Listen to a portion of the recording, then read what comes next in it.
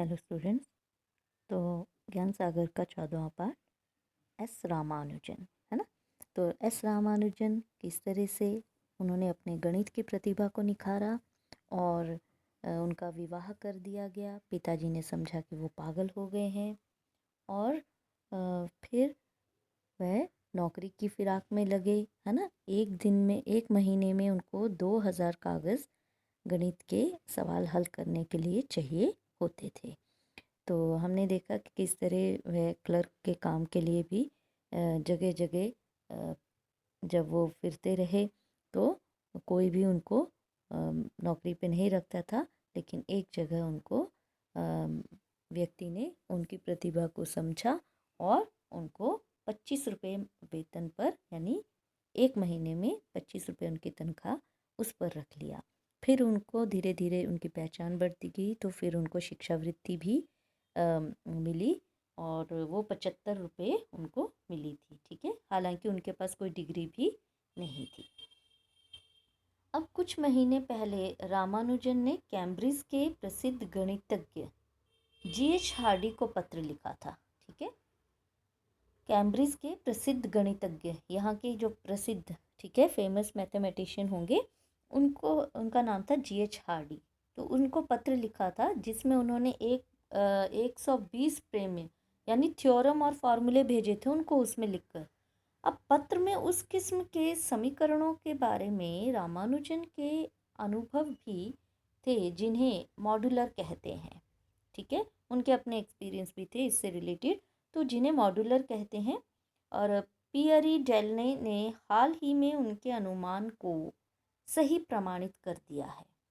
अब रामानुजन ने एक हाइपर जियोमेट्रिक श्रृंखला में एक फॉर्मूला भी दिया जो बाद में उनके नाम से विख्यात हुआ। विख्यात यानी प्रसिद्ध हुआ, फेमस हुआ। ठीक है, हार्डी और उनके साथी जेई लिटिलवुड को यह जानने में ज़्यादा देर नहीं लगी कि रामानुजन गणित में, ये रामानुजन है, रामानुजन गणित में दुर्लभ, ठीक है, प्रतिभा संपन्न है। मतलब ऐसे लोग बड़े कम मिलते हैं जो इस तरह के जो है गणित के सवालों को हल कर लेते हैं। और इतना दिमाग लगाकर उन्होंने अपनी थ्योरम और इतनी सारी वो चीज़ें उनको भेजी थी लिटिल हार्डी को, है ना। तो देखिए आप इनके नाम, इनके किस तरह से काम, इनकी नोटबुक्स किस तरह से फेमस हुई हैं।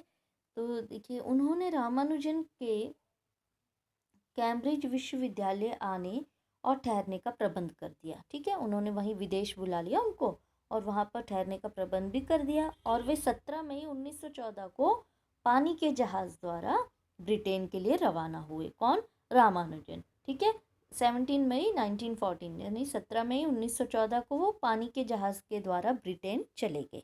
ठीक है, अब कैम्ब्रिज में रामानुजन ने अपने आप को अजनबी पाया। उनको बड़ा अजीब लगा, है ना, वहाँ पर जाकर, क्योंकि कड़ी सर्दी सहना कठिन था, बहुत ठंड पड़ती है वहाँ पर ब्रिटेन में। और वे ब्राह्मण और शाकाहारी होने के कारण, एक तो वो ब्राह्मण थे, दूसरा वो शाकाहारी थे, ठीक है, मांसाहारी नहीं थे, उसके कारण अपना भोजन स्वयं पकाते थे, है ना।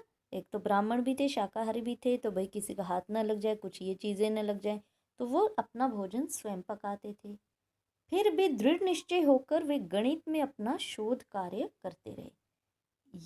ये जो दृढ़ निश्चय, ये दृढ़ संकल्प, दृढ़ निश्चय, ये होना अति आवश्यक है, तभी हम किसी कार्य में सफल होते हैं। ठीक है, फिर भी दृढ़ निश्चय होकर वे गणित में अपना शोध कार्य करते रहे। हार्डी और लिटिलवुड की संगति में वे अपनी कठिनाइयों को भूल जाते थे। मतलब वो दोनों भी इनको अच्छे साथी मिल गए जिनकी संगति में रहकर वो अपनी मुश्किलों को भी भूल जाते थे। अब रामानुजन अंकों से ऐसे खेलते थे जैसे बच्चा अपने खिलौने से खेलता है। यह उनकी शुद्ध प्रतिभा ही थी जो उन्हें गणित की सच्चाई पर पहुंचा देती थी। इतना तेज दिमाग उनका गणित के सवालों को लेकर, कुछ भी आप कहिए, बिल्कुल अंकों से ऐसे खेलते थे जैसे कोई बच्चा खिलौने से खेलता है, खुश होते थे। ठीक है, ये इसी कारण से, इसी प्रतिभा के कारण वह गणित की सच्चाई पर उनको पहुंचा देती थी, यही प्रतिभा। उन्हें प्रमाणित करना भी विज्ञान में ज़रूरी है, और वह कार्य उन्होंने अपने से कम प्रतिभाशाली लोगों पर छोड़ दिया कि ठीक है, कीजिए प्रमाणित, जिसको करना है। उन्होंने अपना काम कर दिया, बाकी गणितज्ञ जो बैठे हैं कीजिए प्रमाणित, ठीक है। तो इसीलिए लिखा है, ये कम प्रतिभाशाली लोगों पर छोड़ दिया वो काम। जब रामानुजन अपना शोध कार्य कर रहे थे, तपेदिक तब इस बीमारी का इलाज नहीं था, उन्हें भीतर से खत्म कर रहा था। रामानुजन को वापस भारत भेज दिया गया, ठीक है। उनको बहुत बुखार लगे, ठीक है। तो जब वे जहाज़ से उतरे तो उनके मित्रों ने उन्हें पीला, थका हुआ और कमज़ोर पाया, ठीक है। तो ये यानी आप पीलिया कह सकते हैं, जॉन्डिस जैसी बीमारी है ना, टाइफाइड, इस तरह की बीमारी उनको लग गई थी, जिसके कारण वो देखो उन्हें पीला, थका हुआ और कमज़ोर पाया ना उनके मित्रों ने, पीलापन आ गया था उनके अंदर। उनके बीमारी के दर्द को, अपनी बीमारी के दर्द को भूलने के लिए वे मृत्यु भी निकट थी। उस समय इस बीमारी का इलाज नहीं था, तो उनको इस बीमारी के कारण वो बहुत ज़्यादा बेचारे कमज़ोर भी हो गए थे। तो अपनी बीमारी के दर्द को भूलने के लिए वे क्या करते थे, मृत्यु निकट थी, पता है मर जाना है, होने पर भी अंकों से खेलते रहे, यानी नंबर्स, उसी में बिजी रहे। अब 26 अप्रैल 1920 को चेटपेट, चेन्नई में उनकी मृत्यु हो गई, ठीक है। 26 अप्रैल 1920 को चेटपेट यानी चेन्नई यानी मद्रास में उनकी मृत्यु हो गई। अब गणितज्ञ होने के साथ साथ रामानुजन क्या थे, एक प्रसिद्ध ज्योतिषी और अच्छे वक्ता भी थे, ठीक है। एक अच्छे ज्योतिषी, प्रसिद्ध ज्योतिषी और अच्छे वक्ता भी थे। वह भगवान, शून्य, अनंत जैसे विषयों पर भाषण देते थे, ठीक है। तो अब अच्छे ज्योतिषी इसलिए थे क्योंकि ज्योतिष शास्त्र भी क्या है, ये भी अंकों का ही खेल है। जहाँ जिस ज्योतिष ने यदि गलत नंबरिंग या गलत गणना कर दी ना, तो फिर वो गलत ही बताएगा कि इतने साल बाद आपके भविष्य में ये होने वाला है, ये होने वाला है, तो वो गलत बताएगा। जिसका मैथ्स अच्छा है, गणित अच्छा है, वो बिल्कुल आपको समय, तिथि एकदम सही बताकर वो ज्योतिषी बिल्कुल सही बताएगा। नहीं तो आजकल तो ऐसे ही बैठे हैं कई, है ना, ज्योतिषी जो ना तो उनका मैथ इतना अच्छा है ना, गिनने लगते हैं तो वहाँ पे भी गलती कर जाते हैं और गलत ही बता देते हैं, ठीक है। तो ये दिलीप मधुकर साल्वी इसके लेखक हैं, ठीक है। तो देखिए रामानुजन, तो रामानुजन से हमने क्या क्या सीख ली। देखो, कागज़ का दुरुपयोग ना करें, सदुपयोग करें उसका।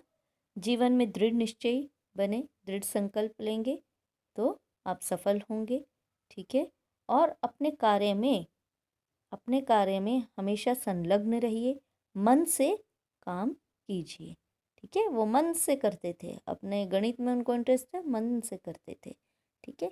साथ साथ में उनके जीवन से हमने ये सीख ली कि जैसे वो कॉलेज में चले गए वहाँ पढ़ने के लिए, तो वहाँ पर वो केवल गणित ही पढ़ते रहते थे, बाकी विषयों पर वो ध्यान नहीं देते थे।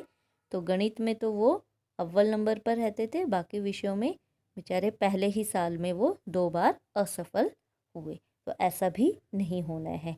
हर किसी के जीवन से हमें सीख लेनी चाहिए, प्रेरणा लेनी चाहिए, ठीक है। तो आप भी पढ़ाई में अपना मन लगाएं, ध्यान लगाएं, ठीक है। ओके, तो ये पाठ इसी के साथ हमारा समाप्त होता है। Bye and thank you.